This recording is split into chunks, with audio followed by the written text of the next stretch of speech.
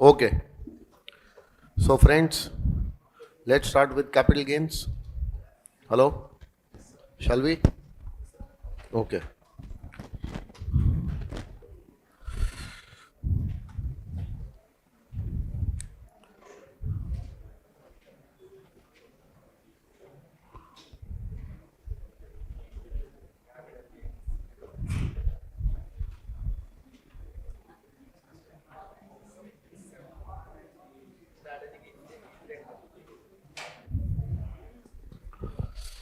See, notes I'll pass on today itself. Okay. Don't worry about the notes. Try to focus. This is the head which has undergone a lot many changes this time. Okay. Maybe you are comfortable, maybe you are not comfortable. Okay. We'll try to touch all the points. Okay. See. And this is the last head which is big. After that all the chapters will be completed very fast.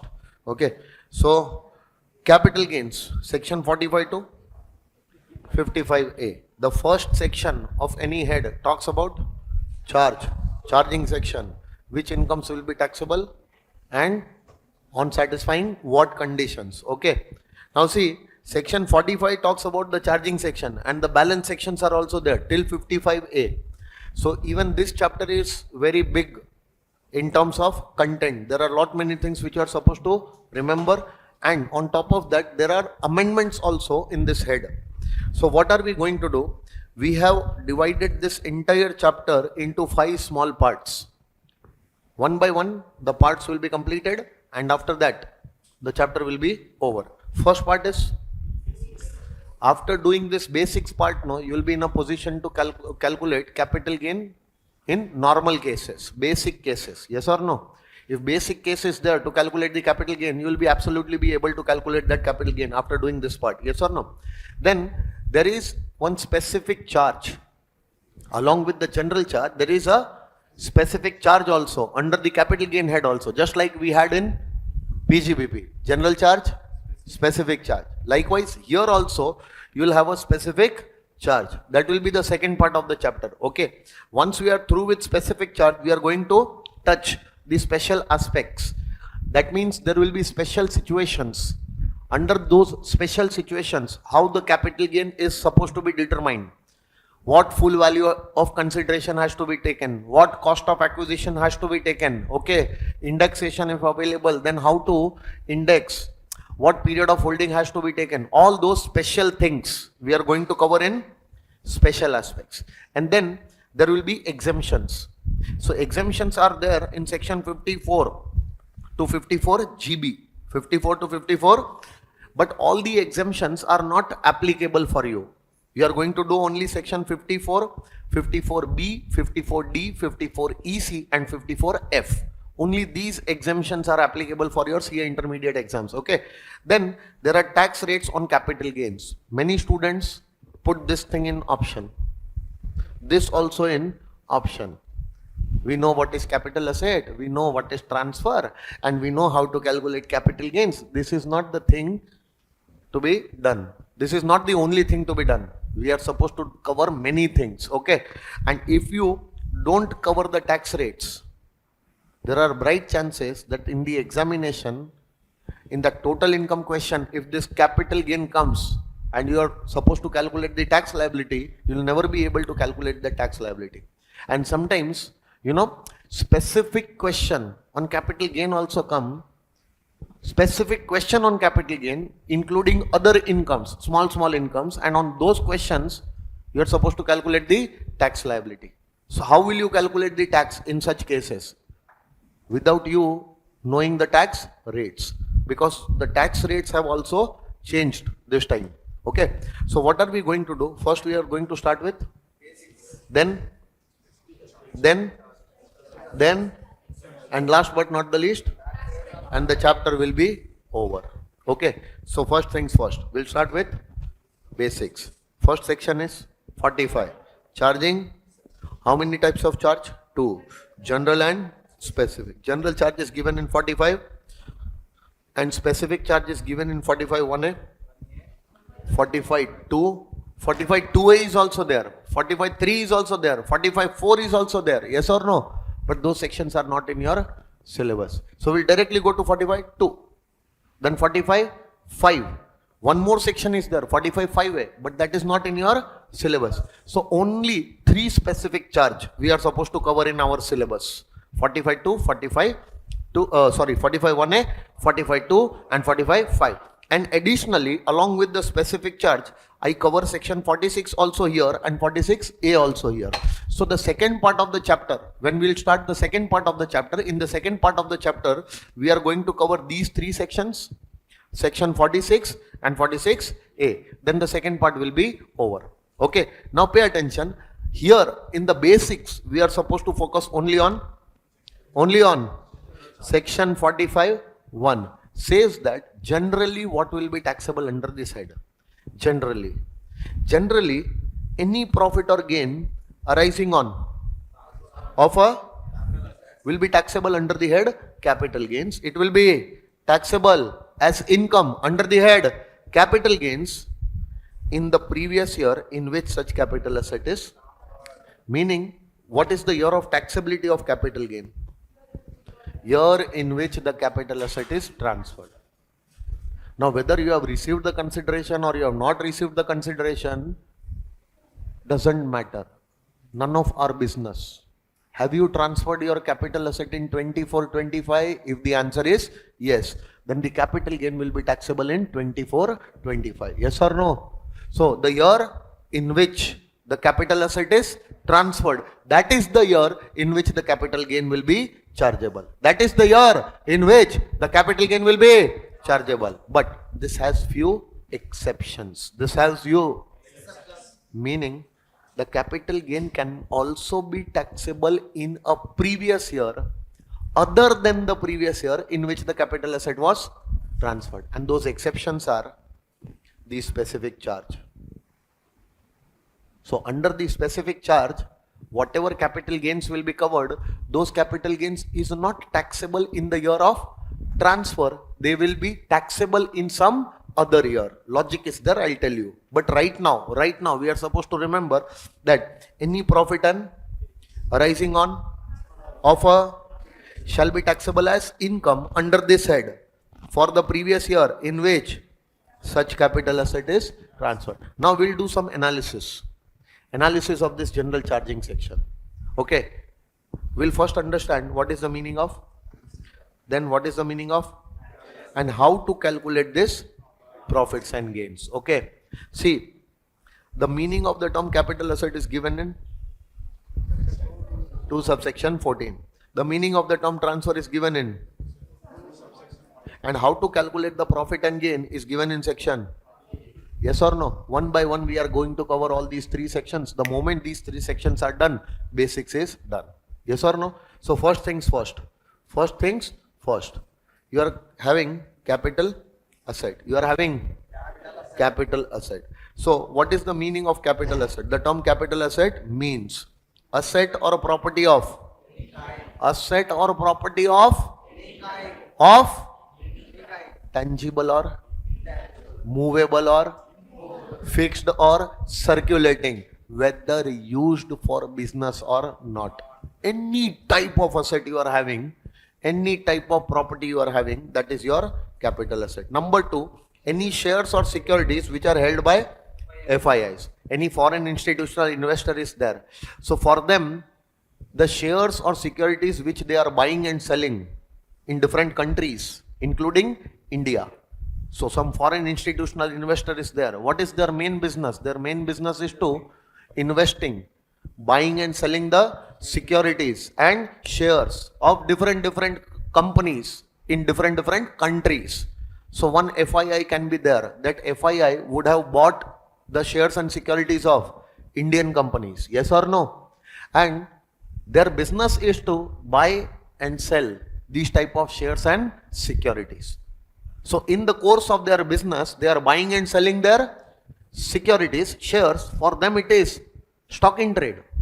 So the gain resulting on buying and selling should be taxable under the head PGBP. But no, we don't want to charge their gain under PGBP at higher rates. We want to give them some benefit in terms of tax rates, which can be available only if their shares are not treated as stock in trade. Their shares are treated as capital asset. Yes or no? So any shares or securities which are held by FIIs, which are held by, even though they are stock in trade, even though the resulting gain should be taxable under the head PGBP at normal rates, but those normal rates are high. So if their gain is taxable at high rates, they are not going to come and invest in India. So we'll have to offer them lower rates.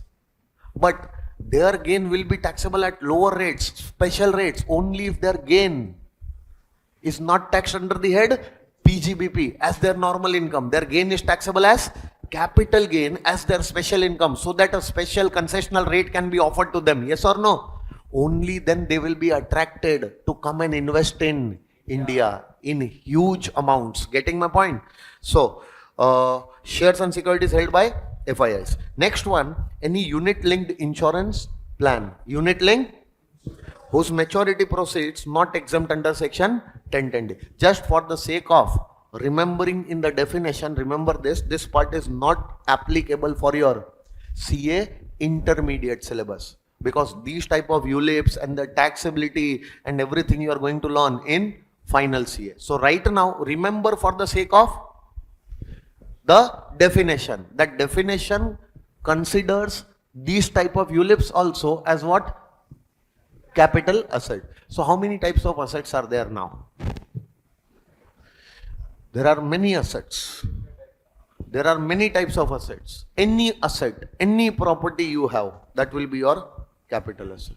Tangible, intangible, movable, immovable, fixed, circulating, whether used for business or not, it will be your capital asset. So first of all, what they have done? All the assets, all the assets, this, all the assets, come, you all are capital assets.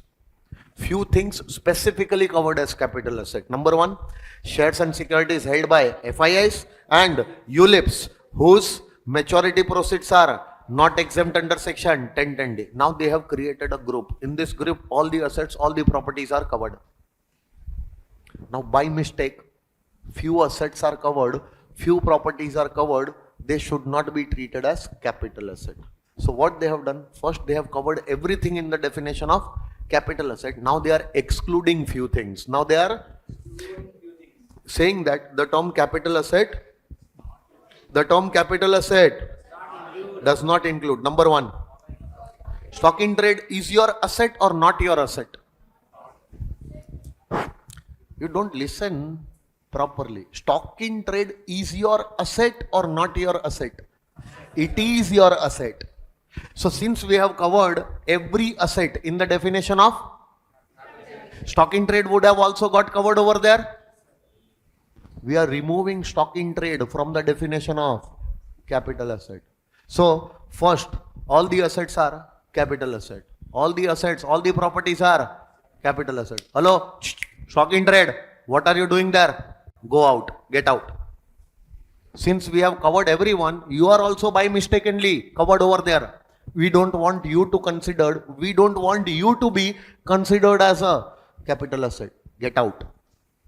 So once included all the assets, out of those assets, what they are removing? Stock in trade. You will remove stock in trade from the definition of. Reason simple. On transfer of stock in trade, whatever profit and gain arises, that already gets taxed under the head. So it should not be again taxed under the head. So it should not be treated as your capital asset. So will you remove all the stock in trade? But wait, if you are FII, if you are holding your shares and securities as your stock in trade, it will still be included in the definition of. Why? Because it is specifically considered as your. So remove all the assets which are your stock in trade. But if you are FII holding shares and securities, even though shares and securities for you it must be stock in trade, but for the capital gain purpose it will not be treated as stock in trade. It is specifically considered as capital asset. Yes or no? Yes or no? So tell me, stock in trade is a capital asset or not a capital asset? Not a capital asset. Any profit or gain arising on transfer of stock in trade will be taxable under the head PGBP. But if the securities are held by FII as, they will still be treated as. No need to exclude them because it is specifically included in the definition of capital asset. Yes or no? Next one, movable personal effects. What did I say? Did I say personal effect or I am saying movable personal effects? So any asset, any property which the assessee or his family members are using for personal purpose. Personal purpose, the asset is being used. The property is being used. For what purpose? Personal purpose. Personal use of the assessee. Personal use of any of his family members. Like, for example, if my mobile phone is there, is it being personally used? Is it my property? Is it my asset? Is it being personally used? It is movable personal effect, not a capital asset. My specs. Is it my property? Yes. For me, it is my asset. It is my property. Personal belonging. I am using for personal purpose. Will it be capital asset? No. It is also a movable personal effect. Clothes which I am wearing, shoes, hello. Yes, whatever personal belongings are there. Furniture at home, personal motorcycle, personal car, yes or no? Television, my kitchen appliances, utensils at home, every damn single thing which is used for personal purpose by the assessee or any of his family members, if that asset is. So, since I have covered all the assets, in the definition of, so even these movable assets are there. Hello, movable personal effects, come on, get out. I am keeping them in the definition of capital asset or removing them? Will they be treated as capital asset or not treated as capital asset? And if they are not treated as capital asset, will there be any capital gain? No. There will be no calculation of capital gain on movable personal effects. Why? Because they are not. So I was removing movable personal effects. Along with movable personal effects, PJ Das was also going. PJ Das was also going out. P for paintings, J for jewelry, D for drawings, A for artwork, A for archaeological collection, and S for sculptures. P for paintings, J for, D for drawings, A for artwork, again A, archaeological collection, S, sculptures. Even these are movable assets used by the assessee or his family members for personal purpose. So if I was removing movable personal effects, no. So along with movable personal effects, even PJ Das was going out. I saw them. I said, "Oi, PJ Das, stop. I am removing what? Movable personal asset. They are not capital asset." So PJ Das says, "I am also movable personal effect." No, you are not movable personal effects. You have to stay here only. Meaning, exclusion of exclusion is inclusion. Minus plus. So what I am minusing? Movable. But from movable personal effect, I have to minus PJ Das because they are not treated as movable personal effect. Reason being very simple. Why they are not treated as capital asset? Because movable personal effect tend to lose their value over a period of time. If I have bought one mobile phone of rupees 50,000, the moment I'll start using the mobile phone, no, its value will start appreciating or depreciating. Its value will fall down. It is going to come down. So after a few years of use, if I'm going to sell it, will I be able to recover the cost or less than that? So definitely it will result into loss. Yes or no? If one shirt I have bought, 1,000 rupees shirt, okay, the moment I'll start wearing my shirt, wearing my clothes, wearing these, using these movable personal effects, their value keep on decreasing over a period of time. And I'll not be able to sell them for an amount which is more than their cost. So majority of the time, almost every time, whenever I'll be selling them, there will be a profit or there will be a loss. There will be a loss. And knowing that these assets are never going to result into profit, keeping them in the definition of capital asset is a foolishness. Why? Because what will happen if these assets are kept in the definition of capital asset, the assessees will have huge profits, capital gain. And if they don't want to pay tax on those profits, now what they are going to do? They are going to sell these assets at loss. They will keep on accumulating these losses by selling these type of assets and then set off these losses against the taxable gains. Everyone will start doing it. Hello, sir.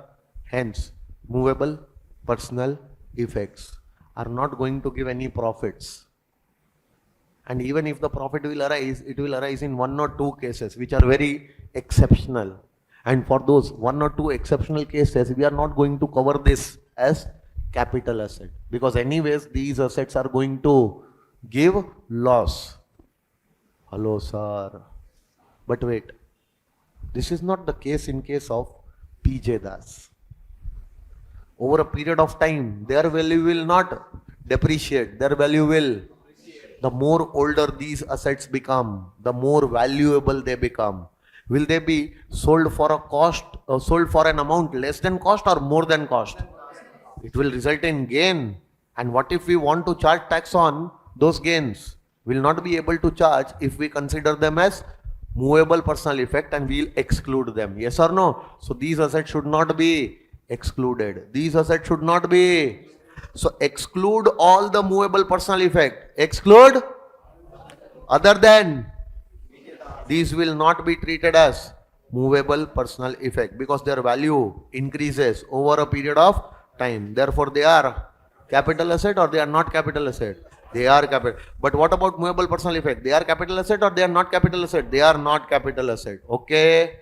What about a residential house property which I am using for my personal purpose? Even that is a personal effect. But since it is immovable, since it is not treated as movable personal effect. It is immovable asset. So any asset which is a movable personal effect has to be excluded. House property used by me for my residence is not a movable personal effect. So if it is not a movable personal effect, it is an immovable property, it has to be my capital asset. So can there be a gain arising on transfer of residential property? Yes. And that gain will also be taxable under the head capital gain. Why? Because residential properties are also treated as capital asset. Will you remember all these things? Hello? Have you done all these things? Okay. Now, rural. Did I say any agricultural land? Or I said only rural agricultural land? Did I say any rural land? Or only the rural agricultural land? So land can be of 2 types, rural and urban. Rural and, so any land is your capital asset. Any land is your, but if the land is in rural area and the land is agricultural, it will not be treated as your capital asset. Yes or no? So can I say land can be in rural area? Land can be in, if the rural land is there and that land is agriculture. So rural agricultural land is a capital asset, not a capital asset, not a capital asset. Will it result into any capital gain? No. No need to calculate any capital gain because this is not a capital asset. Any other land, what did I say? Whether the land is rural, non-agricultural land or urban agricultural or urban non-agricultural land, any type of land will be treated as capital asset, but not rural agricultural land. Yes or no? Logic. I'll give you. Logic is there in explanation to section 2(1)(a). What is 2(1)(a)? Definition of agricultural income. Definition of agricultural income means 1, 2, 3, 4. 4 points are there in agricultural income. Okay, no? I'll tell you later on. But once the definition is over, no? After that, 2 explanations are there. One explanation, any income from nurseries will also be treated as agricultural income. And second explanation is any income on transfer of urban agricultural land will not be treated as agricultural income. What? Any income on transfer of urban agricultural land will not be treated as, full stop. They specifically used the word urban agricultural land. If you transfer it and income arises, don't consider that income as your agricultural income. That income will not be exempt. Hence, what did I say? Hence, urban agricultural land is your, and resulting gain is taxable here. But did they tell you anything about rural agricultural land? They were silent. Income on transfer of urban agricultural land is not a agricultural income. Directly they are not saying. Indirectly they are saying that if you transfer any rural,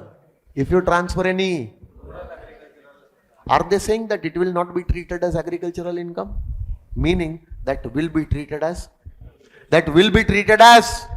and it will be exempt also.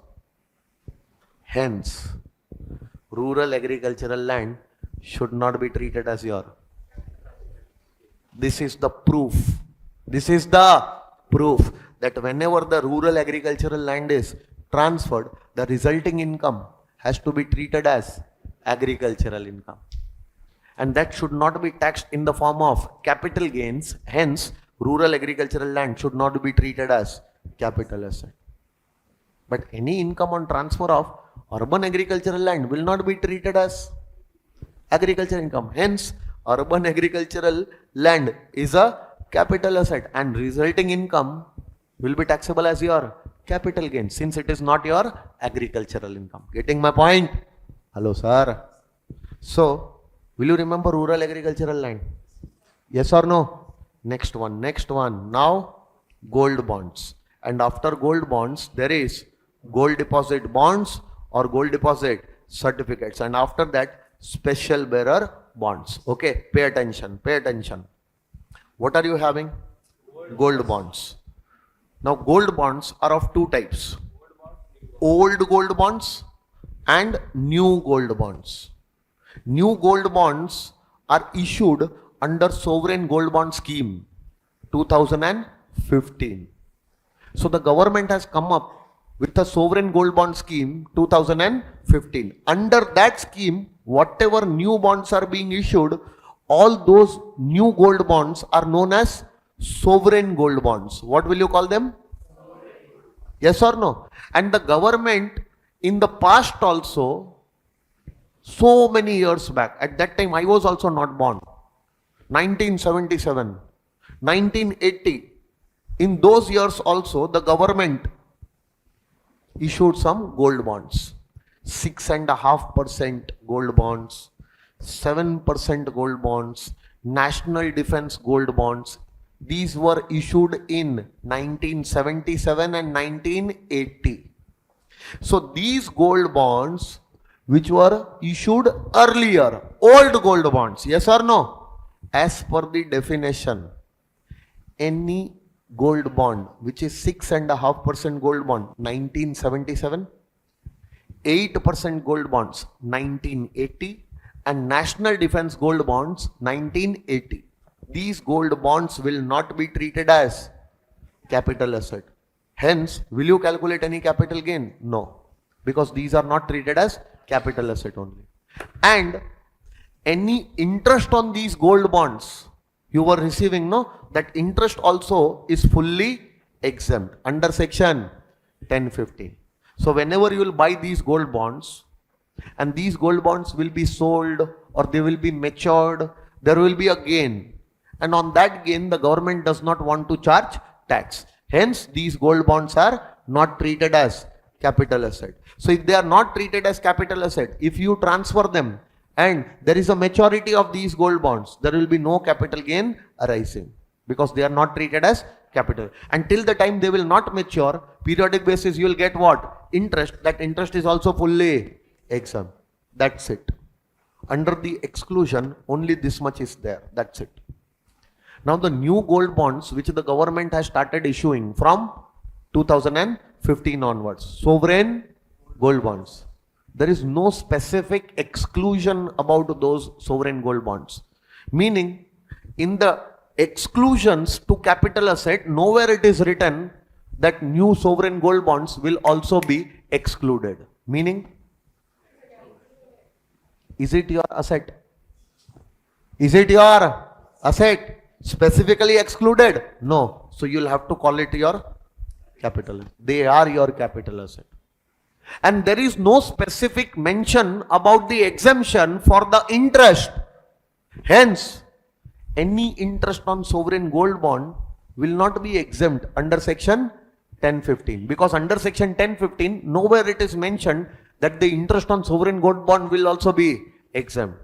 So if there is no specific exemption about the interest, that interest will not be exempt, it will be taxable. Will you remember? So what about the old gold bonds? Old gold bonds, capital asset or not a capital asset? Any capital gain will be calculated or will not be calculated? And interest on old gold bonds will also be fully exempt. Taxable under the head IFOS or exempt? Exempt, fully exempt. Nothing out of that interest will be taxable. Yes or no? But new gold bonds known as capital asset or not a capital asset? And interest will be exempt or not exempt? Not exempt. The interest on sovereign gold bond will not be exempt under section 1015. It is fully taxable under the head IFOS. Will you remember? But wait. New gold bonds, sovereign gold bonds are what? When you transfer them, usually the capital gain will be computed. Usually the capital gain will be. But if the sovereign gold bond is transferred by an individual by way of what? Then the transfer by an individual by way of this transfer is treated as exempt transfer. This transfer is treated as. So sovereign gold bond you are having, are you an individual? Yes or no? You have bought the sovereign gold bonds. If you will sell the sovereign gold bonds to someone for a profit, then definitely capital gain will be computed and it will be taxable. Why? Because sovereign gold bond is your capital asset and you are not waiting till maturity. Before the maturity to get the profit you are selling them. Yes or no? So that profit has to be taxable in your hands.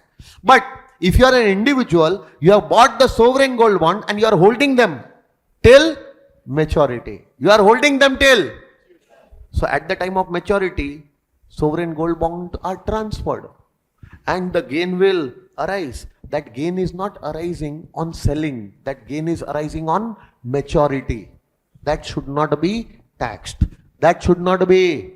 Hence the maturity is treated as an exempt transfer. Even if the capital asset is there, but the transfer itself is an exempt transfer. Hence there will be no capital gain calculation. Yes or no? You have to remember this. Sovereign gold bond, capital asset or not a capital asset? If the sovereign gold bonds are transferred by individual, by way of redemption or maturity, then the transfer will be then no need to calculate capital gain. Why? Even if it is a capital asset, but the transfer itself is an exempt transfer. Hence, no need to calculate capital gain. But if the transfer is made by any other way, meaning sold before their maturity. Are you holding till maturity? No. Before that only you are selling someone. So this transfer is not exempt transfer. This is a taxable transfer. Capital asset is also there and transfer is also not an exempt transfer. Hence the capital gain will be calculated and it will be taxable. And whatever interest you are receiving on your sovereign gold bond, that entire interest will be taxable. Will you remember this?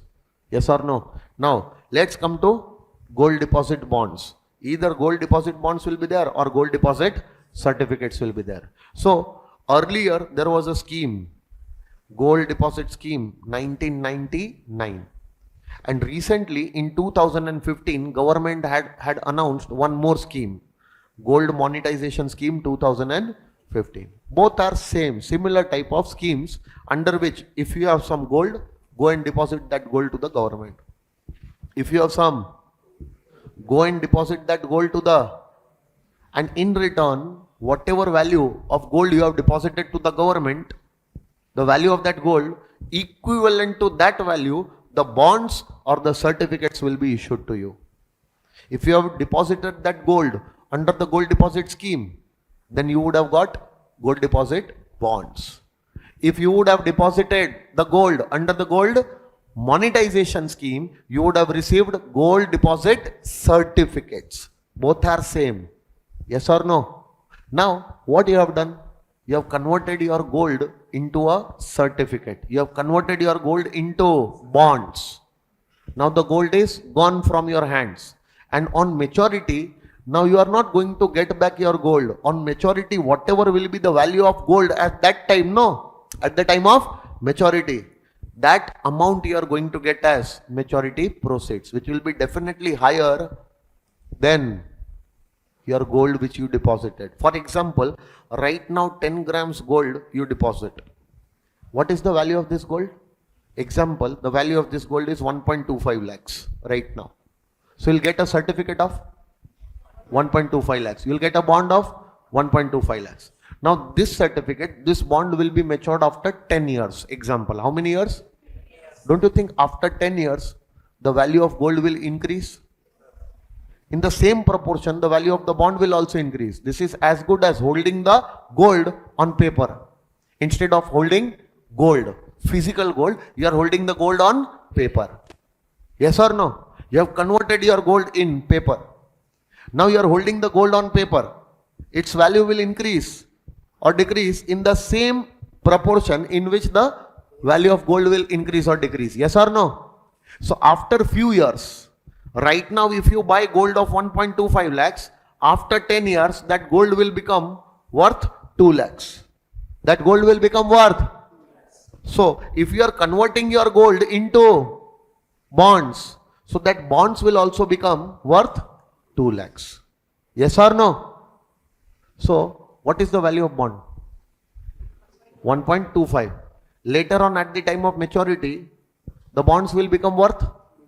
That time you will not get a gold of 2 lakhs. You will get 2 lakh rupees. Gold will be monetized.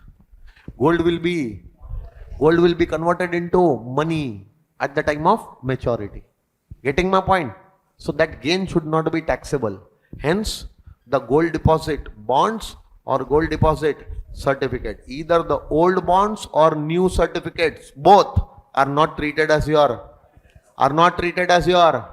and any interest you get on these bonds or certificates will also be fully exempt. Will you remember?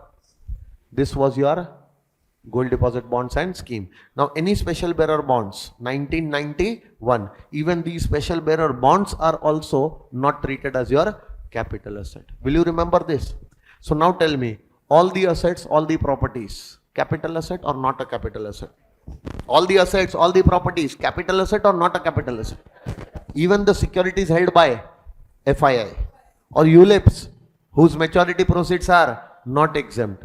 These are all treated as your capital asset. But there are certain exceptions. Number one, stock in trade. It is not your capital asset. But if you are FII holding shares or securities as your stock in trade, you will not exclude it. Why? Because it is specifically treated as your capital asset. Second, movable personal effects will be capital asset or will not be capital asset. But from movable personal effect you will exclude PJ Das. P for paintings, J for jewelry, D for drawings, A for artwork, again A, archaeological collection, S for sculpture, and last S, shares. These assets will not be treated as movable personal effects, meaning they are capital asset or not a capital asset. Any other movable personal effect will not be treated as your capital asset. Immobile property held for personal use will be capital asset or will not be capital asset? Will be capital asset, because that is not movable personal effect. Yes or no? Next one, rural agricultural land will be capital asset or will not be capital asset? Any other land? Capital asset. Yes or no? Then gold bonds, old one. Capital asset, not a capital asset, not a capital. Interest will also be fully exempt. New gold bonds, sovereign gold bonds, is a capital asset, not a capital asset. Capital asset. On transfer, capital gain will arise. But if transferred by an individual on maturity, then that transfer is an exempt transfer. At that time, the capital gain will not arise, even if it is a capital asset. And any interest on sovereign gold bond will be taxable or will not be taxable? Will be taxable. That is not exempt. Old gold deposit bonds or new gold deposit certificate, both are not capital asset. And interest will also be exempt. And special bearer bonds will also not be treated as your capital asset. Yes or no? Will you remember? Now from the question, you're supposed to be careful. Capital gain will be calculated on transfer of what? On transfer of? If you find anything, any asset which is covered under the exclusions and still you are calculating capital gain, trust me, I'll come in the exam hall. I will give you a tight slap then and there only. Why? Bloody calculating capital gain for an asset which is not a capital asset. I will disown you that then and that time, not my student. I don't know who is he, who is she. Because my students will calculate capital gains on, and you are calculating on. So will you be my student? No, I don't own you. You are not my student. So very important. First, asset should be a capital asset. Now, there is one small discussion which I want to do about rural land and what is a rural land, what is an urban land. Anyone can tell me. Sorry, wrong question to wrong people. Wrong question to wrong persons, wrong people. This is rural land. This is urban land. Okay. Now see, what is rural land? Land which is not an urban land. Wow, sir. What a definition. What is urban land? No, don't say urban land is defined. Don't say urban land is a land which is not a... No. Urban land is defined. Now pay attention. Any land which is situated within the jurisdiction of a municipality having population of greater than equal to 10,000. What is the population of the municipality? 10,000 or more. So if in the jurisdiction of the municipality the total population is 10,000 or more, then in that jurisdiction whatever land is there, that is urban land. But wait, and the land within 2 kilometers, land within or land within 6 kilometers or the land within 8 kilometers, 2 kilometers from limits of municipality having population greater than 10,000 but up to 1 lakh. Up to, or here from limits of municipality having population greater than 1 lakh but up to 10 lakhs, or within 8 kilometers from limits of municipality having population of greater than 10 lakhs. Now for example, this is your municipality. Chennai Corporation, Chennai Municipal Corporation, yes or no? So there will be some area. After that, the municipality ends. But till some extent, the area will be covered. So for example, this entire area comes in the jurisdiction of any municipality. Now if in this area, the population is 10,000 or more. What is the total population staying in this area? 10,000 or? Then this entire area is urban area, urban land. Yes or no? And 2 kilometers from the limits, 2 kilometers from the limits means where the jurisdiction ends. Where the jurisdiction, that is the limit of the municipality. From that up to the land will be treated as urban. If the population staying here is more than, but up to, what if the population staying here is more than 1 lakh, but up to, then from the limits up to 6 kilometers. Yes or no? What if the population staying here is more than 10 lakhs? Then from the limits, it will be 8 kilometers. Now this distance of 2 kilometers, distance of 6 or 8 kilometers has to be measured from local limits. And this is the aerial distance and not road distance. Because roads can have multiple twists and turns. Yes or no? Road can go like this also. Again moving, and it can move like that also. Road cannot be straight, no? 90 degree. So, from the local limit, if the birds start flying, straight point, yes or no? So, aerial distance. So, where the local limit ends, the aerial distance of 2 kilometer, 6 kilometer and 8 kilometer, even that entire area is also urban.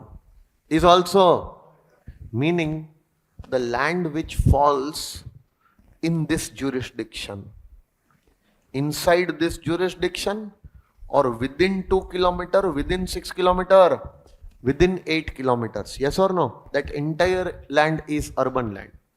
Your land should not fall in this municipality, within 2 kilometer, within 6 kilometer and within 8 kilometers. Only then your land will be treated as rural land.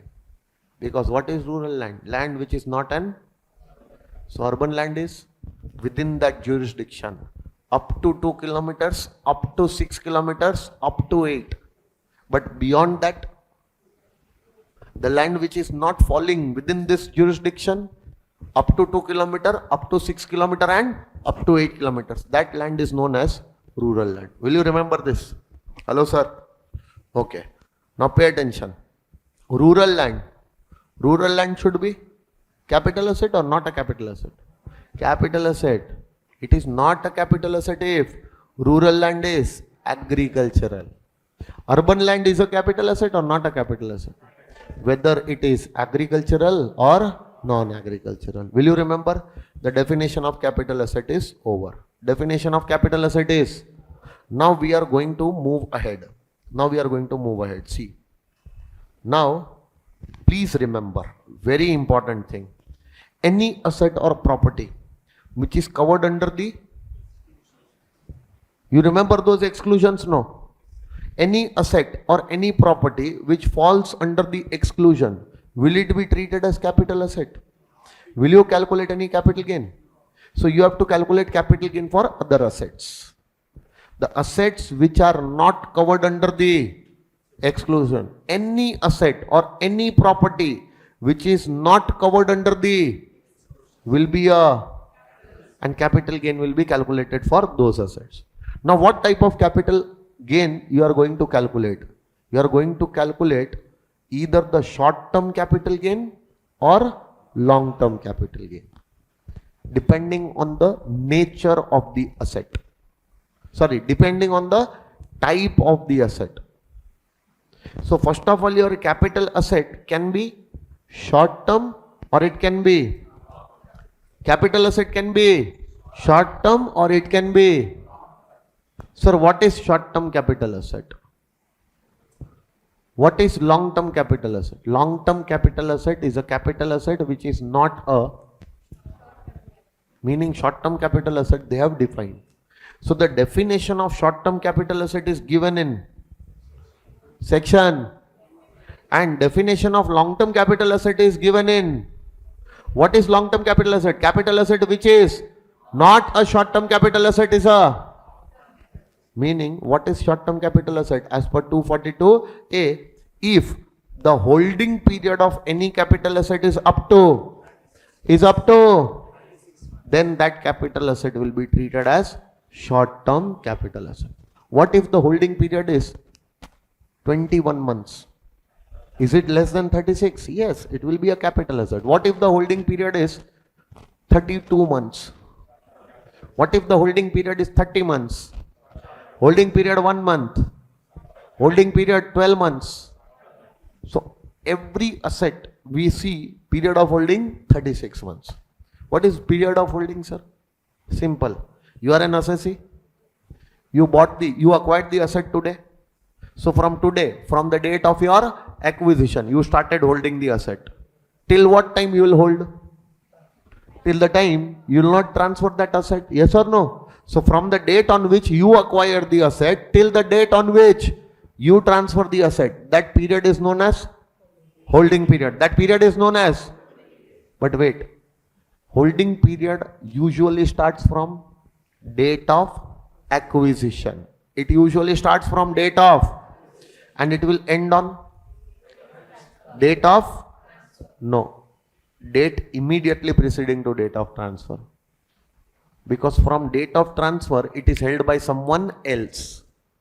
So you are holding till prior date only, no? So your holding period will end on date immediately preceding to date of transfer. So you will start holding from date of acquisition till date immediately preceding to date of, and this period should be, this is holding period. This period should be 36 months or less. 36 months or, then the asset is, what if this period is more than 36?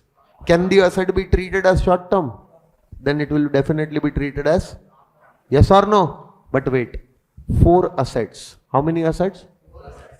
Holding period, even if less than 36 months, even if, still they can be treated as long term, because they are treated as short term if their period of holding is up to 12 months. Up to, so if their period of holding is more than 12 months, they will become long term. Even if it is less than 36, even if it is less than 36, they will become long term because their period of holding was more than 12 months. For 4 assets, please check 12 months. For 4 assets, please check 12 months. First asset, listed securities. Other than, did I say listed shares or listed securities? These securities will also include shares, bonds, debentures, government, any type of security. Any type of security. But the security has to be a, other than, units will not be counted as security because units are separately prescribed. Yes or no? Other than units, any security is there. And if that security is a listed bonds, listed debentures, listed shares, listed preference shares, listed equity shares, all the listed securities, period of holding 12 months. Period of holding. Then units of equity oriented mutual fund, units of UTI and zero coupon bonds. 4 assets. Number 1, listed. Other than Number 2, units of equity oriented mutual fund. Number 3, units of UTI. And number 4, if you have any of these capital assets, how much period of holding you will check? 12 or less? More than 12? Even if the period is less than 36 months, still they can be treated as, because their period was more than, getting my point? They will be treated as short term if their period of holding is up to 12 months. Now 2 more assets. 2, number 1, unlisted shares and immovable property. Unlisted securities or shares. So am I talking about bonds, debentures, government securities, etc., or only shares? Only shares are unlisted. They can be preference, they can be equity, any shares, but they are unlisted. Or any, either it can be land, it can be building, it can be land and building, it can be any type of immovable property. You will check the period of holding of. You will check the period of holding of, meaning 24 months or less, then the asset is, and more than 24 months, even if the period is less than 36, still they will be long term. So this is exception. What? Now pay attention what I am writing. Very important thing I am writing. And first amendment you are going to learn here. See, 4 assets. I will not write down the names. You must remember these names. Number 1. Number 1. Listed other than. Number 2. Units of equity oriented mutual fund. Number 3. Units of UTI, Unit Trust of India. Number 4. Zero coupon bonds. These 4 assets. Then color, green color. 2 assets. Which 2 assets? Unlisted shares. And number 2, immovable property. Color, blue color. All other capital asset. Done, sir? Now pay attention. 4 assets. If their period of holding is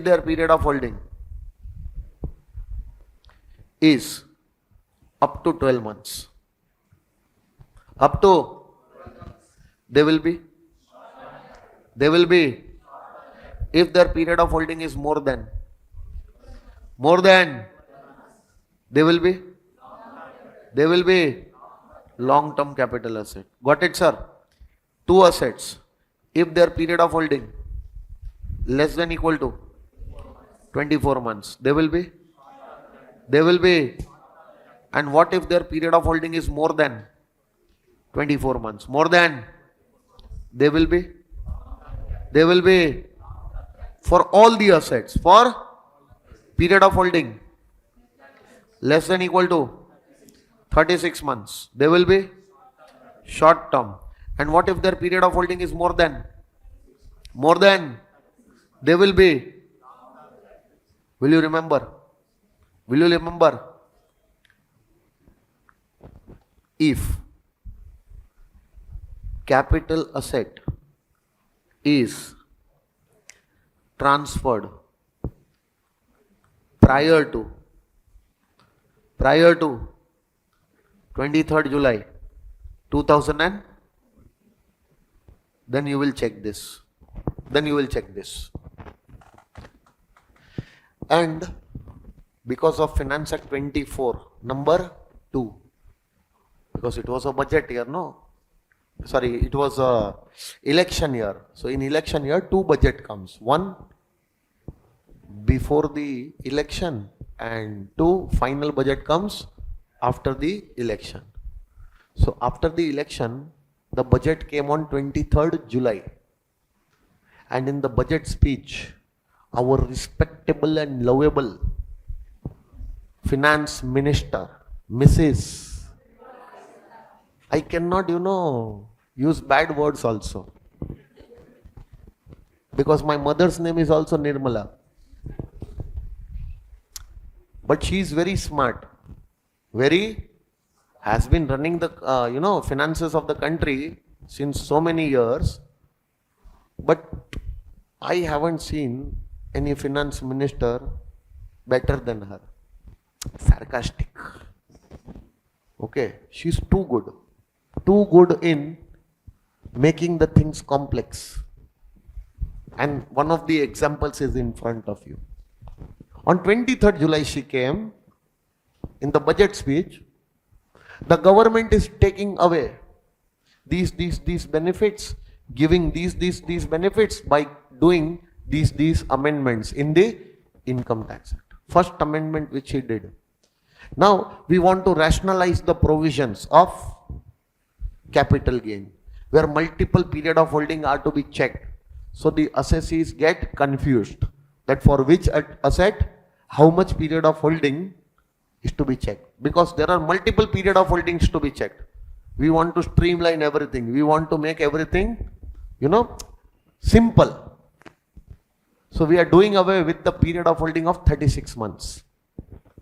We are doing away with the period of holding of 36 months.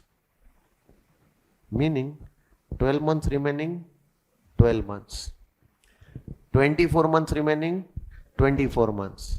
But the assets where you used to check, if those assets are transferred, date of transfer of those assets is 23rd July or any day after 23rd July, on or after. Now this will be 36 months or 24 only? 24. Now for all the assets, other than those 4 assets, 24 months will be checked. For these, 24 was already there. So no change will happen. But the change will happen here. The period of holding for all the assets which you used to check 36 months will now be taken as 24 months with effect from. So can I say I will copy and my favorite work, paste. Now what will I change? If the capital asset is transferred on or after 23rd July 2024, if the capital asset is transferred on or, so for these 4 assets, now also you will check the period of holding. For these 2 assets, now also you will check period of holding. But for these assets, now you will check 24 months. How many months? 24 months. Now in your question, it becomes very important that you determine the date of transfer correctly. If the assets are transferred on 15th May, this table is applicable or this table is applicable? Why? Because the date of transfer is prior to 23rd July. Yes or no? But what if the asset is transferred on 19th of November? This date will be, this table is applicable or this table is applicable? Because 19th November is the date of transfer, which is on or after. Yes or no? So if any of these assets are transferred on or after 23rd July, you are going to check this period of holding. Okay. And if any of these assets were transferred prior to 23rd July, then the old period of holding was applicable. Will you remember this? Hello, sir. What is period of holding, sir? Sir, what is period of holding? The period for which the capital asset is held by the assessee immediately prior to its transfer by him. Yes or no? So it will start from date of acquisition and it will end on date immediately preceding to date of transfer. Now see, have you seen 36 months 12 months and 20 years. However, if the capital asset is transferred on or 23rd, then in case of all capital asset, now the period of holding is to be checked and not. But in the case of listed securities, units of EOMF, units of UTI, zero coupon bonds, still period of holding is to be checked 12 months. It is not changed. Change is only for those assets where the period of holding you used to check how much. Now what is the period of holding? Meaning I have already told you. Yes or no? Now pay attention. There is one explanation 1 to section 242A. Now in this explanation, what they have said, that if this is the situation, your period of holding will end on this time. If this is the situation, your period of holding shall also include the period of holding of the previous owner. If this is the situation, your period of holding shall commence from the date of its conversion. Date of conversion. If this is the situation, your period of holding will start from, meaning special cases are given. Which cases? In all these cases, period of holding will start from the date on which we are telling you, or it will end on the date on which we are telling you, or the period of holding you will take from this date to this date only. Meaning, this general definition of period of holding is applicable every time. Yes or no? You will determine your period of holding like this only. But in these special situations, you cannot apply the general meaning of period of holding. Yes or no? The date on which the period of holding will start, or the date on which the period of holding will end, or the period from the date on which it has to start and date on which it has to end, that we will tell you. That only you are supposed to take. If you take anything else, your period of holding will be wrong. You'll have to start from this date only. You'll have to end on this date only, or from this date to this date only you are supposed to take the period of holding. Yes or no? Now what I have done, I have deliberately written all these things over here, so that when you are reading about period of holding, everything at single place. Don't worry. Have faith on me. You have some faith? Or no? Each and every point which is written here will be covered later on in our subsequent discussion. With logics, we are going to cover each and every point, and then I will tell you. Now go and read your period of holding table. This is your period of holding table. So in your notes, now go and read that period of holding table. The moment you will see, ayyo, this same concept sir was teaching right now. And while teaching the concept, we only derived logically the period of holding. Ayyo, that only is given here. I have just consolidated everything at one place. But don't worry, these period of holding will be definitely covered at respective places. Place where they have to be covered. Right now, if I'll tell you anything, you are not going to understand. But did you understand this much? Sure. Okay. So let's move on to the next part. Now pay attention. If the period of holding of a capital asset, is up to 24 months, or then the asset is, and if the period of holding is more than 24 or 12 months, it is. If the transfer of capital asset was on or after, and what if the transfer was prior to 23rd July, period of holding 36, 24, 12, less than or equal to 36, 24, 12, then the asset is. And if more than 36, 24, 12, then that table which I gave you, this, one table and two table. Yes or no? This is presented in this manner. This is presented in this manner. Okay? One and the same thing I have already discussed. Now, pay attention. Now the second thing, what is the meaning of transfer? What is the meaning of transfer, sir? The term transfer ordinarily mean change of ownership or possession of a from one person to voluntarily for a. If all these ingredients are present in a transaction, then only that transaction is known as. Various court judgments are there, and because of those court judgments, this is the final result, that what are the important ingredients for any transaction to become what? Transfer. Number one, ownership or possession of the asset should change from one person to compulsorily or voluntarily, and there has to be some, then only that transaction will be treated as.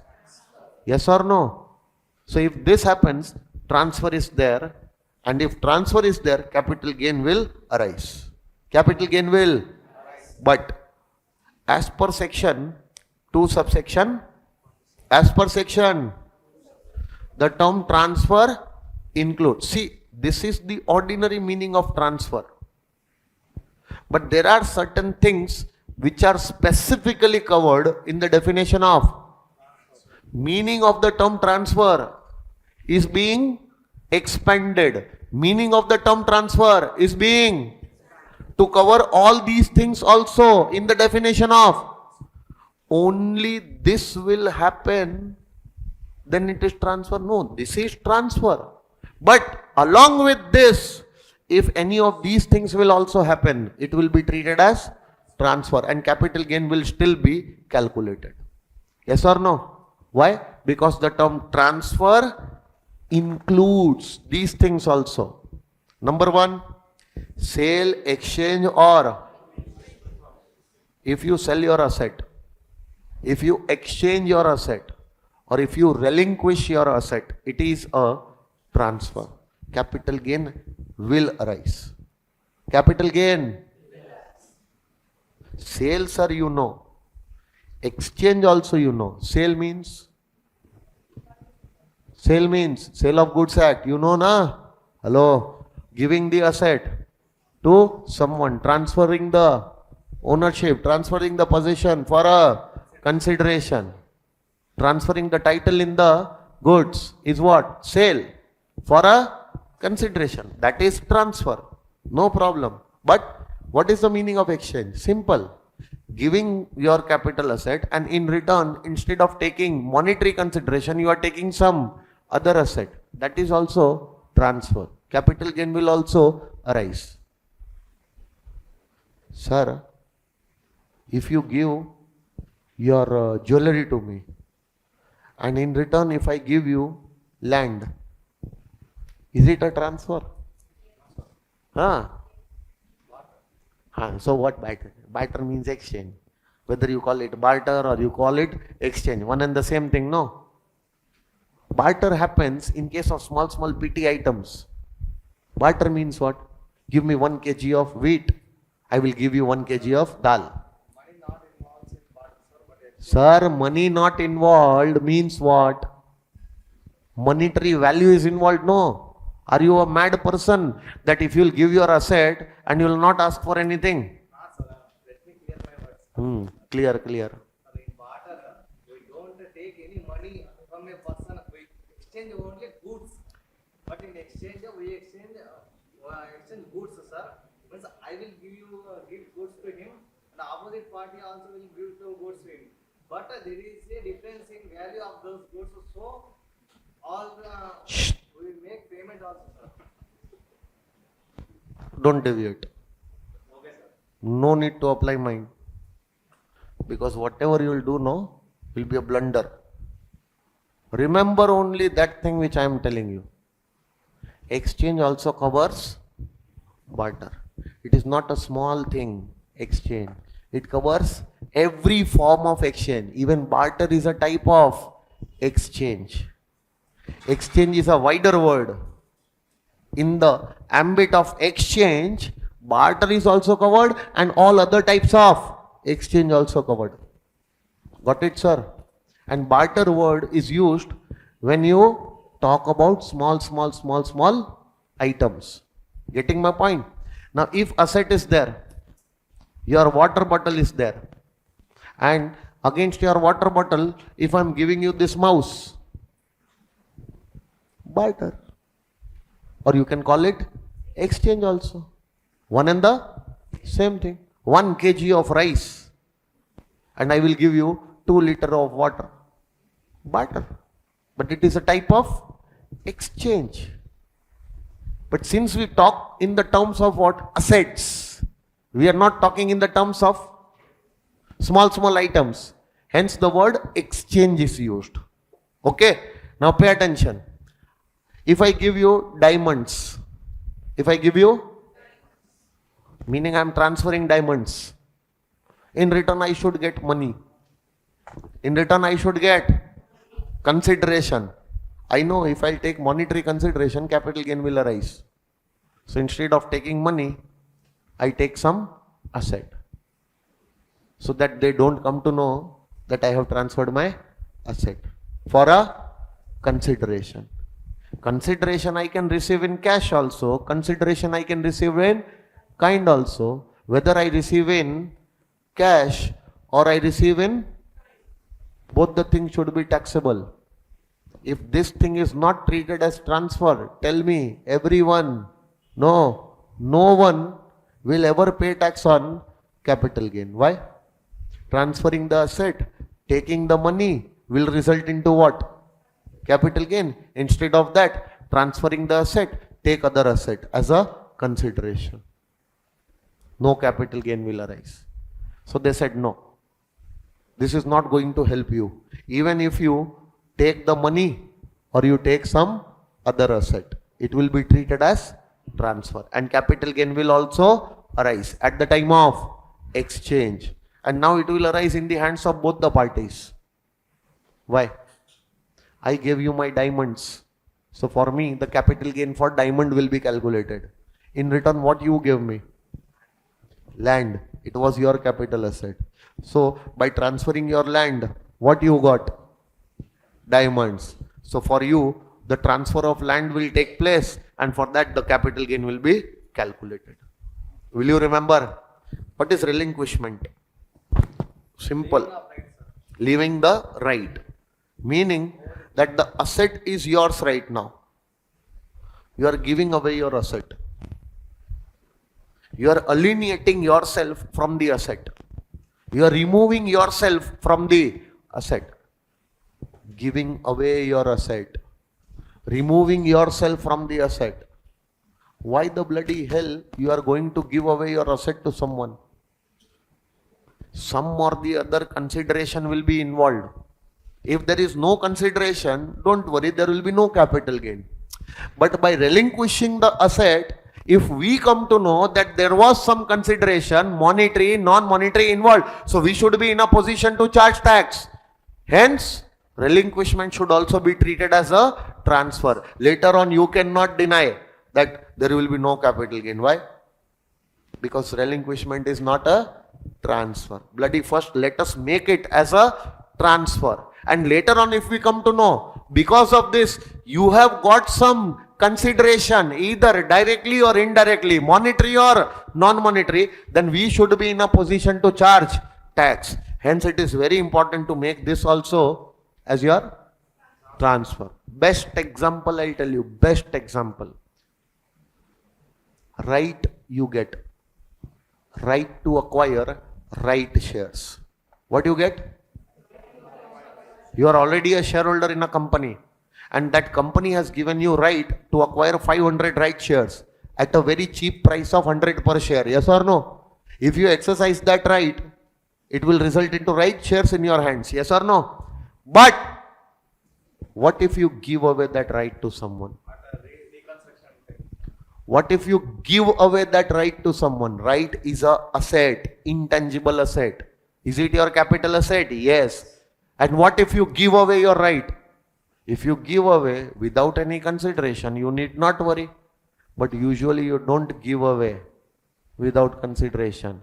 The person whom you transfer your right, the person in the favor of whom you relinquish your right, from that person you usually charge some amount. That see, I have a right to buy 500 shares at a predetermined price of 100. Go and check in the market, the shares are worth 250. What is the value of the shares? 250. So such 500 shares I can buy. I have a right to buy 500 shares, but which I don't want to buy. You want to buy? Then I can give you my right. But you'll have to give me 50 rupees per right. Did you give away? Did you give away your right? Yes, it was relinquishment. Capital gain will arise at that time, and it can arise and it will be taxable only if the relinquishment is treated as transfer. Understanding or not? These things must be clear in your mind. Hello. Next one. What is? Extinguishment of capital asset? No. Extinguishment of right in a capital asset.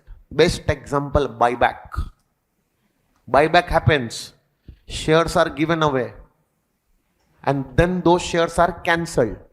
Shares does not remain. Capital asset does not remain. So the right in that capital asset also does not remain. Hello. So if the asset ceases to exist, and as a result of that, your right in that asset also ceases to exist, it is as good as transfer of that asset, known as extinguishment of right. Buyback is the example. Then redemption of preference shares is also an example. Getting my point? Some assets are damaged or destroyed. Some assets are damaged or destroyed due to natural calamities, fire, explosion, etc. And as a result of that, asset no more exists. So asset no more exists does not mean it is transferred. But at that time also the gain will arise, and to charge tax on that gain, that transaction should be treated as transfer. Otherwise nobody will pay tax on that gain. Everybody will take insurance. Insurance claim. What happened? Transfer? No. Extinguishment. Gain should be taxable at that time. And in order to charge that gain, extinguishment is also treated as transfer. 45(1)(a) and 46(a). 45(1)(a) specific charge, gain arising on damage or destruction of a capital asset. And 46(a) buyback. At both these times, the capital gain is taxable. Capital gain is taxable. And why the capital gain is taxable? Because there is an extinguishment of right. And extinguishment of right is a transfer. And because of this type of transfer, the gain is getting taxed under 45(1)(a) and 46(a). Getting my point? Next one, compulsory acquisition of capital asset under any. And because of that compulsory acquisition also, the gain might arise. And that gain is taxable under 45(5). To charge that gain under section 45(5), first this transfer has to be made, this transaction has to be made as a transfer. Even if there was no voluntary transfer, the asset was taken away by the authorities compulsorily under any law, still the gain will arise at that time, and we want to charge tax on that gain. It is possible only if we consider this transaction as your transfer. Yes or no? Now there is a conversion of capital asset into stock in trade. At that time also the gain will arise, and that gain is also to be taxed. That will be taxable only if this conversion is treated as what? Transfer. Otherwise nobody will pay tax till the time the capital asset is converted into stock in trade. Till that time, whatever gain has happened, on that gain nobody will pay tax. And if that is the situation, the government is going to lose huge amount of tax on huge amount of gain. There was some decision of Supreme Court, and because of that, the government had to lose a lot of tax on a lot of capital gain. So to avoid that judgment, to nullify the effect of that judgment, the government had to bring an amendment and say that even conversion of capital asset into stock in trade will also be treated as transfer, because whatever gain happens, till the time the asset is converted, we want to charge that gain in your hands. It is possible only if we consider this transaction as your transfer. Even we know the asset is not leaving you. Earlier this asset was your capital asset, now the asset is still with you, but now you are only treating the asset as asset has not left you. There are no two parties involved. Still, it will be treated as transfer, because the gain arising here we want to charge in your hands under the head capital gain, and it is possible only if this transaction is treated as transfer. Getting my point? So in 45(2) that gain will be taxable. Don't worry, these all points I will again speak in front of you when I'll be teaching 45(1)(a), 46(a), 45(5), 45(2). At that time I will make you recollect. Do you remember the definition of transfer? Yes. In the definition of transfer, even compulsory acquisition is a transfer. So what is happening? Compulsory acquisition. What is this? Transfer. And the gain arising on this transfer, we are calculating that gain. How to calculate, how to charge, when it will be charged. All those things we are going to see. 45(2) also we are going to see. 45(1)(a) also we are going to see. Yes or no? That time these points will definitely again come in front of you. Getting my point? Next one. Now there is a maturity or redemption of. So do you remember zero coupon bonds are issued at a discount. Discount is a loss for the issuer, allowed on pro rata basis under the head PGBP. But for the issuer it is a loss. For the investor it is should be taxable under the head capital gain, and it is possible only if the maturity is treated as transfer. So for you, in your hands, the maturity of your zero coupon bond will be considered as transfer, so that the gain arising, the discount which you are receiving should be taxed in your hands as your capital gains. Getting my point? Next one is handing over the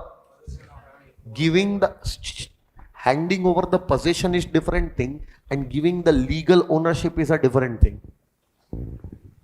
Both are same or both are different? I have given the keys of my house to you, peaceful possession of my property to you. In the part performance of a contract, sale agreement entered. You were a buyer, I was a seller. As a buyer, you performed your part.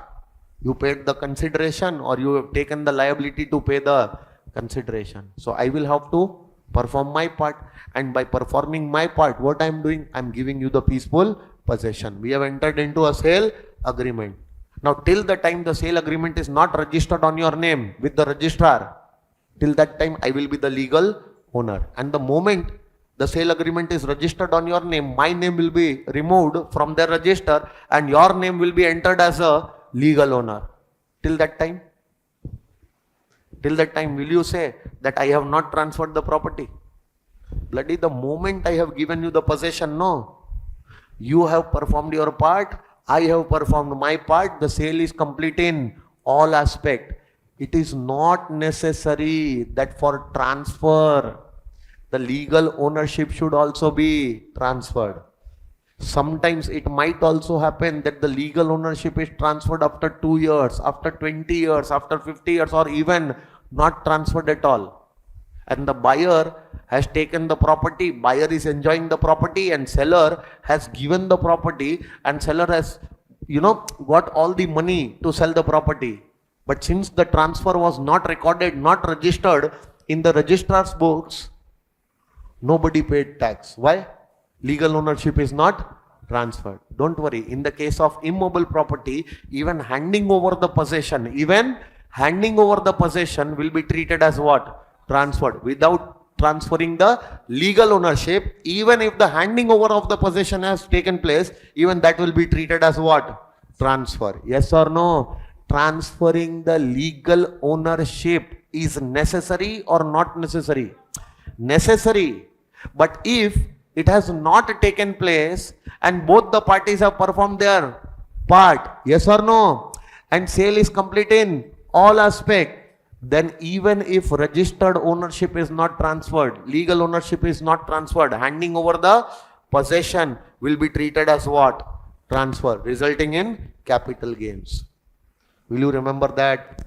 Now, see, you all must be living in some or the other buildings. Hello? The place where I stay now, Gujarat, okay, there is one building in which I stay, okay. See, this is the building in which I stay. I'm just trying to make that same type of building where I'm staying. I'll not be able to make it same, but still I'll try my best, okay. So see, this is the building in which I stay. every floor there are 4 flats. Every floor there are 4 flats. Okay. And how many floors are there? Total 4 floors. Okay. And the ground floor is also there. Let's take an example. 1, 2, 3, 4 and 5. Ground plus 4. And ground floor 2 flats and 4 floors. How many flats? 2 flats. So total how many flats are there? So total 10 flats are there. 10 flats. Okay. Now these 10 flats are in the building which is constructed on a land. Okay. Now this land and this entire building. This land and this entire. So can I say land plus building having how many flats? This is owned by whom? Who has the ownership of this? I am the owner in a flat, no? So am I the owner? Am I the owner? Yes, I am the owner, but I am not the owner of entire building. I am the owner of one part and proportionate land. Getting my point? What about the second flat owner? Will he be the owner of entire building? Or only his part of flat and the proportionate land? Yes or no? Now how many such owners are there? All the owners will have a fraction of ownership. Will have a in the building as well as on the land on which the building is standing. Yes or no? Now what if I sell my flat? I sell my. So I don't want to keep my flat here and I want my land back. Can I take it back? Why? Because legal ownership of this entire building and the land is not with me. Because if the legal ownership will remain with each of the flat owner, no, everyone will start fighting. So legal ownership is never given to individual flat owner because everyone will fight about their respective part. I don't want to keep my flat like this. No. This flat and the fractional land, give it back to me. I want to construct my own small villa. Everyone will start doing that. Getting my point? So there will fights happen. So what happens, no? Entire land and this entire building. The legal ownership. What did I say? Legal ownership of this land as well as building is given to Flat Owners Association, which is AOP, or you can say Cooperative Housing Society. A cooperative housing society and AOP will be formed. So the builder who has bought the land and who will be constructing this building and the entire land will be on the legal name of this cooperative society, who is nothing but AOP. See, my cooperative society name of is Harmony Shivai. Harmony Shivai. So this is the name of my cooperative society, my AOP. Now who will have the ownership of this entire land and the entire building? This cooperative society. Legal ownership will remain with the society. Now if I want to become an owner in the part, what will happen?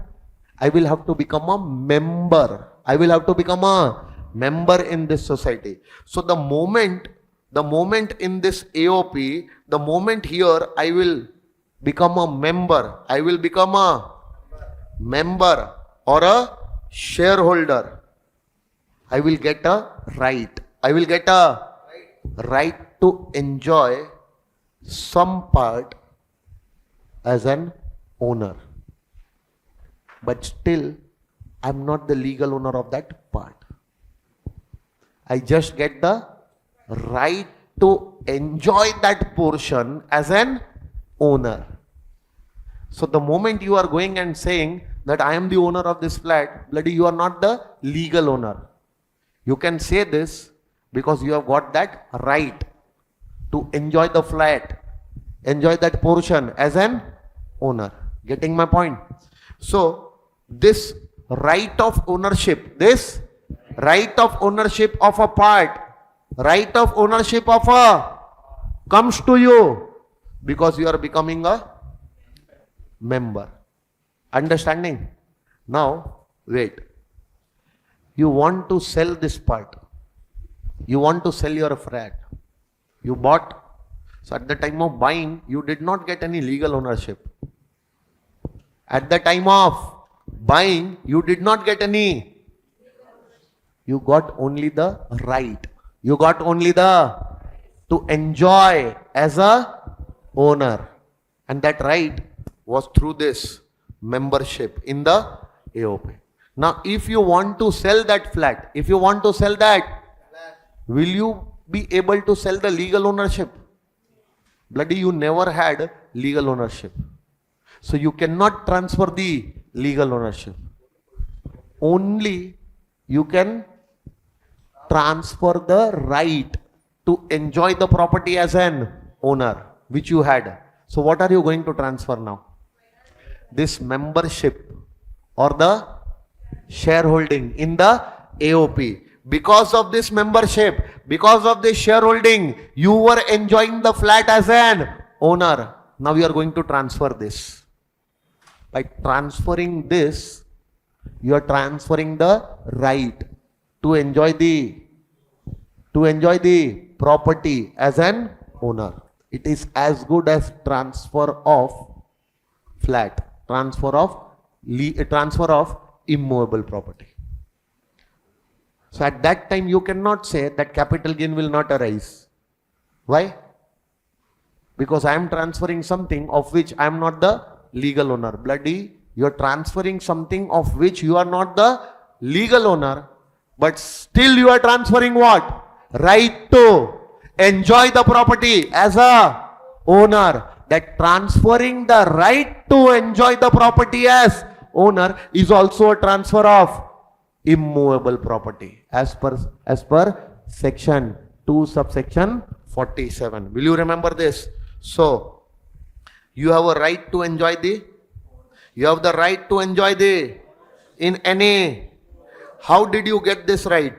By becoming a member in a cooperative society, AOP, BOI or company who is the legal owner of that immovable property. So you became the member, you became the shareholder in this cooperative society, and as a result of that you got the right to enjoy the immovable property as an owner. Now if you are transferring this right which you had, if you are transferring this right, even if legal ownership of the immovable property is not transferred, but still it is treated as transfer of immovable property. It is as good as transfer of immovable property by you. As per section 247, this is also treated as your transfer of immovable property.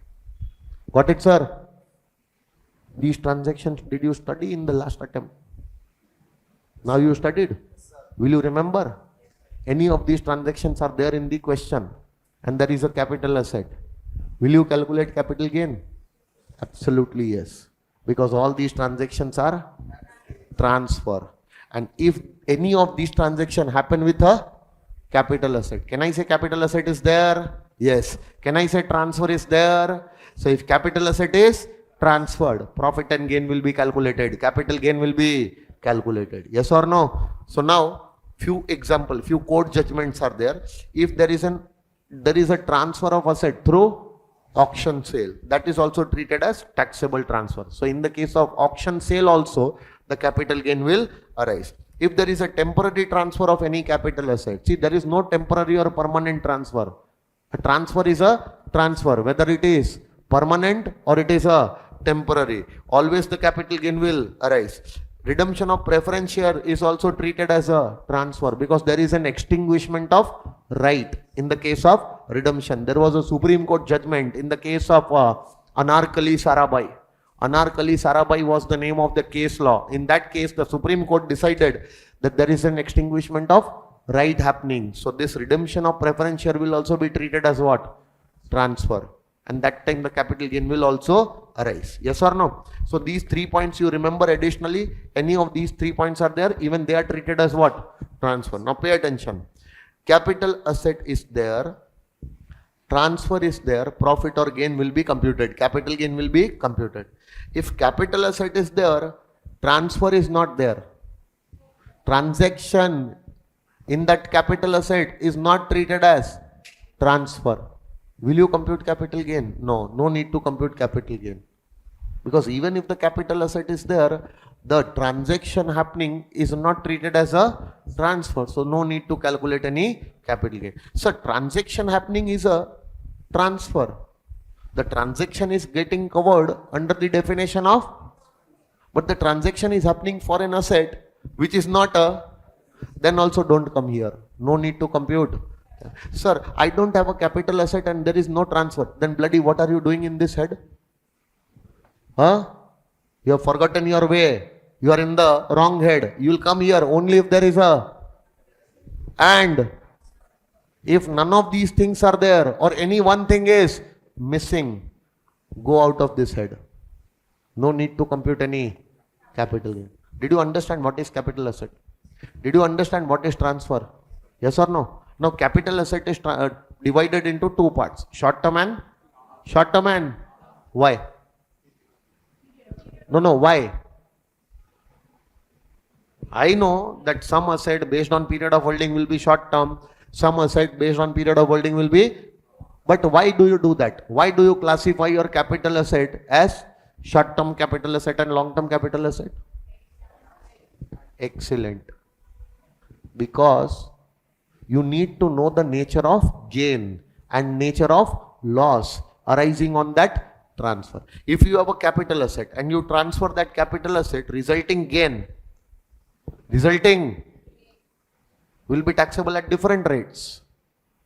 If the gain is short term, different tax rate. If the gain is long term, different tax rate. Bloody, how will you come to know that what type of gain is there? And if you don't know what type of gain is there, you will not be able to pay the correct rate of tax. So to know the nature of gain, you must know the type of capital asset, because any gain arising on transfer of short-term asset will be treated as short-term gain. Any gain arising on transfer of long-term capital asset is known as long-term gain. Long-term gain taxable at different rates. Short-term gain taxable at different rates. But to know the nature of this gain and the rate of tax applicable on your gain, you must know that what type of capital asset is being transferred, because without that you cannot know the nature of gain and you cannot know the correct rate of tax to be paid on that gain. Yes or no? Sometimes instead of gain, loss might also arise. Loss might also arise. Any gain or loss arising on transfer of short-term asset is a short-term gain, short-term loss. Any gain arising on transfer, any gain or loss arising on transfer of long-term asset is long-term gain, long-term loss.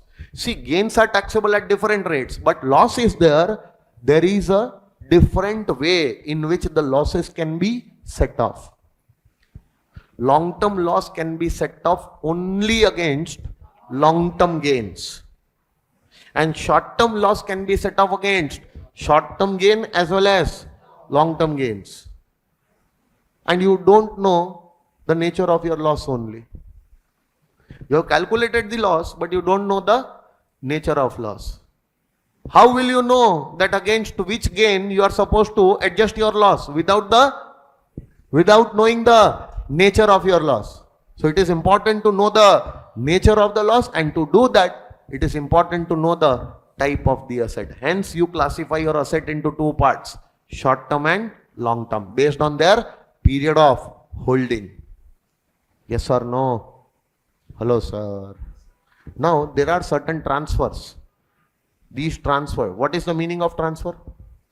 Ordinarily means change of ownership or possession of a capital asset from one person to another voluntarily for a, but it also includes as per 247 A, B, C, D, E, F and G. All these are known as taxable transfers. They are known as, if there is a capital asset and if any transfer which is a taxable transfer which happens with your capital asset, only then you are supposed to calculate what? Capital gain. But if you will come to section 47, no, there is one section 47. There is one section. In section 47, there are certain transactions. Those transactions are not treated as taxable transfers. They are known as exempt transfers. They are known as. So if capital asset is there, but it is transferred, a transaction is happening in the capital asset, but that transaction is covered by section 47. That transaction is known as. So if the capital asset is undergoing an exempt transfer, there will be no capital gain calculation. Yes or no? And what are those exempt transfers? Given in section 47. We are not supposed to cover all the exempt transfers, but the important exempt transfers asked in the exams, we are going to definitely cover them. Yes or no? Will you remember? Now, when the capital gain will be taxable? The previous year in which the capital asset is. Are there any exceptions? Yes. 1, 2 and 3. In these 3 exceptional cases, capital gain is taxable during the previous year, which is different from the previous year in which the capital asset was. So the year of transfer is not the year of taxability in these 3 cases. In every other case, what did I say? Every other case, year of transfer of capital asset is year of taxability of capital gains. Yes or no? But in these 3 cases, year of transfer, capital gain will be taxable in that year? No, capital gain will be taxable in some other year. Will you remember? Now, how to compute the profit and gain? How to compute the profit and gain? It is given in section number. Profit and gain means capital gain, whether short-term capital gain or long-term capital gain. Very easy. First of all, you will take full value of consideration. From there, you will reduce transfer expense. You will get net consideration. Out of that, you are going to get 2 deduction. Cost of acquisition, cost of improvement. You will get capital gains. But proviso to section 48. Proviso to, which says that in the case of your long-term capital asset, the gain will be calculated in the same manner. But cost of acquisition and cost of improvement will be indexed. Cost of acquisition and cost of improvement will be, meaning full value of consideration will be taken. Transfer expense will be reduced. Net consideration will be there. Cost of acquisition will also be reduced. Cost of improvement will also be reduced to arrive at the figure of capital gain. But if the capital gain is calculated on transfer of long-term capital asset, happens to be long-term capital gain, both cost of acquisition and cost of improvement needs to be. And this indexation benefit will be available only if the transfer takes place up to 22nd July, meaning prior to 23rd July. If the transfer takes place on or after 23rd July 2024, benefit of indexation is gone. Now, even to calculate long-term capital gains, cost of acquisition and cost of improvement will be reduced without taking any indexation benefit. So, important. Finance Act 2024 amendment. Indexation benefit shall not be available in respect of a capital asset which is a long-term capital asset and transferred on or after. Hence, where the capital asset is transferred as long-term capital asset prior to 23rd July, the cost of acquisition and cost of improvement shall be indexed. But if the transfer takes place on or after 23rd July 24, even if the asset is long-term capital asset, even if long-term gain is calculated, indexation benefit will not be available. You are very unlucky that you are going to appear for May 26, September 26 and now, sorry, May 25, January 20, September 25 and January 26. This is applicable. You will have to be very careful that in your previous year, the asset is transferred prior to 23rd July or on or after 23rd July. Next year onwards, no, there will be no problem. Transfer happens in next year. Previous year 25, it is happening after 23rd July only. For the full year, there is no indexation benefit. I have not taught any of my May 26 and September 26 and January 27 students, I have not taught them indexation. Why? Not applicable only. But to you, I have to teach. Why? In between the year, the amendment has came. The students who were my earlier students, earlier batches, they were also very lucky that they learnt only indexation from me. You are learning both the things. Sometime transfer is happening, indexation. If transfer is happening on or after this date, no indexation. When index, when not to index, full confusion. No need to confuse yourself. Number one, date of transfer is very important. If the date of transfer is prior to 23rd July, no, apply old period of holding, 12 months, 24 months, 36 months, and take the indexation also, if available, yes or no. And if the transfer is taken,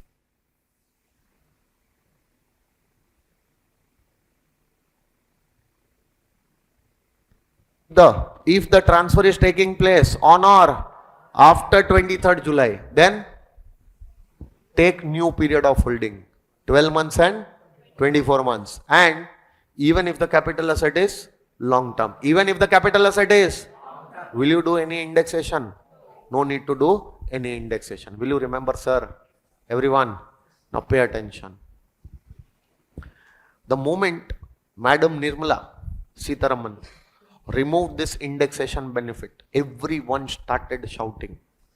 Why? Indexation is a benefit. Indexation is a, because of which your cost gets inflated. So instead of 2 lakh rupees of cost, now your cost will become 3 lakh, 4 lakh. Because inflation is included in the cost by indexing the cost. Indexing the cost means what? Increasing the cost by including inflation for these many years. Yes or no? And because of inclusion of inflation, your cost used to get increased, and that increased cost, index cost, used to be allowed. So indexation was a benefit, and now that benefit is taken away. See how smart this lady is. We know that because of taking the indexation benefit from you, your resulting gain will be higher. So the government is there with you, don't worry. Long-term capital gain, after taking the indexation benefit, after taking the, used to get taxed at 20%. Used to get taxed at, and since we are taking away the indexation benefit from you, your gain will be a little bit higher. So government is going to be with you. Don't worry. Our tax rates will now be reduced to 12.5%. Master stroke. She is very smart. Wait, I'll tell you. If 100 transactions were happening, let's take an example, 100 transactions were happening, where the long-term gain was to be calculated, out of 100 transactions, in almost 90 transactions, because of indexation, the index cost was more. Index cost was resulting into loss. Government was not getting any tax. Not getting any tax. and only 10 transactions were there where even if indexation was given, the gain was there. But the amount of gain was very less and the rate of tax was high, 20%. Government was getting tax only in 10 transactions. Government was getting tax only in, and that too also in those 10 transactions, the amount of gain was very limited because of indexation benefit. Cost used to be too much and the gain used to be very less. And on that gain, 20%. Just imagine, out of the 100 transaction, the government was charging 20% tax only in case of 10 transaction. Let's take an example. In those 10 transactions, the amount of total gain out of 90, in 90 transactions, there was a loss only. So forget about the tax in these 90 transactions. In 10 transactions, there was gain. But that gain was also very less because of indexation benefit. So total gain, which used to be taxed on an average 5 lakh per transaction. 5? Just giving an example. Just giving an example. On an average, per transaction, there was a gain of 5 lakh into 10 transaction. How much is the total gain? 50 lakhs. On that 50 lakh, government used to get 20% tax. 10 lakh rupees of tax revenue. 10 lakh rupees off. Now see the smartness. Indexation benefit gone. Indexation benefit. Now out of 100 transactions, no, minimum 90 transaction will result into gain. There will be hardly any asset which will be sold for a consideration less than cost, because capital assets are appreciating asset. 10 years back, some asset you have bought for 2 lakh, now its value will not be 2 lakh, the value will be 20 lakhs. Still I am being very optimistic, very conservative, that on 100 transactions you are not going to get gain, only in 90.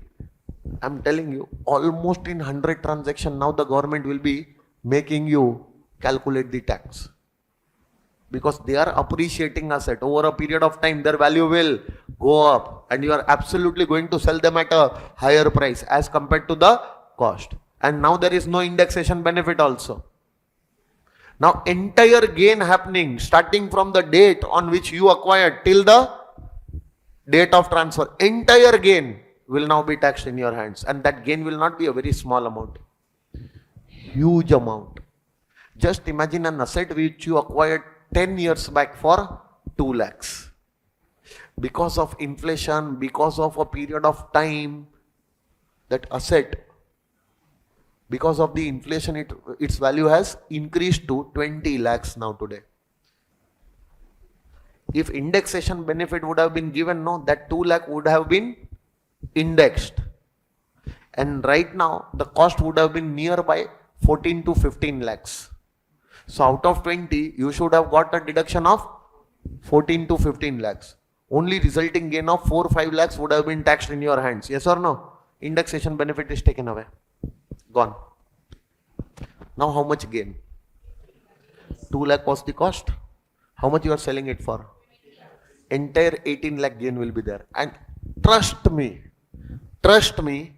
out of 100 transactions, no, I'm not exaggerating, minimum 90 transactions the government will be getting the tax.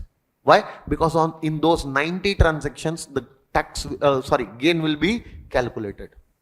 Now on those 90 transactions, no, now on an average 5 lakh rupees gain will not arise. Now the gain amount will also be higher. Gain amount will also be because of indexation going away. On an average, what did I say?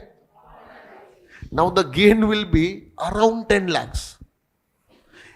Earlier in 10 transaction, on an average the gain was, because there was indexation benefit. Now indexation benefit is going away, so the number of transactions where the gain will be calculated will also increase, and the amount of gain on an average will also increase. It will be, how much will be the total gain? 900 lakhs. Taxable at what rate? Madam Sitaraman is saying, we are with you.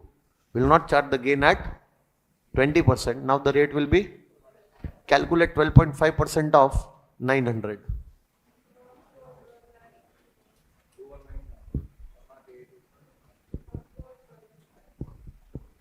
$900 into 12.5. Just tell me. No. 900 into 12.5%. Tell me, no. 112.5 lakhs.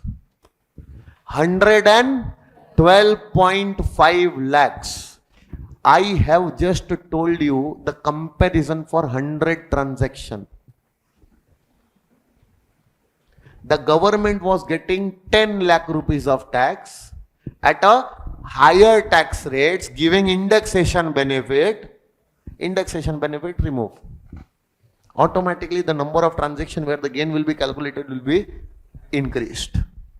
And automatically the average amount of gain which is getting taxed, that will also increase. And as a result of that, the amount which is taxable will not be only 50 lakh. Now the amount taxable will be 900 lakhs.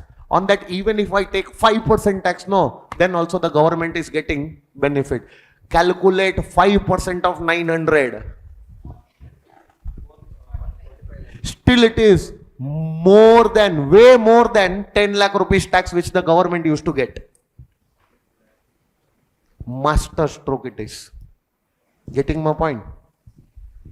So, this way, I respect her a lot. Madam, you have done a good thing, but not in the interest of taxpayers. Every taxpayer is cursing her. Especially those taxpayers who are individuals and HUFs like us. We are small taxpayers, no macha? Huh? Now wait, what I did, I bought one property. Cost of the property was, when did I purchase, 10 years back. 10 years, I bought this property for, at that time, I was under an impression that I am going to stay in this property for some time. Over a period of time, the value of the property will increase, and I will sell the property, I will get the gain, and at that gain, while calculating that gain, I will get the indexation benefit, this, that. I was having so many dreams in my eyes.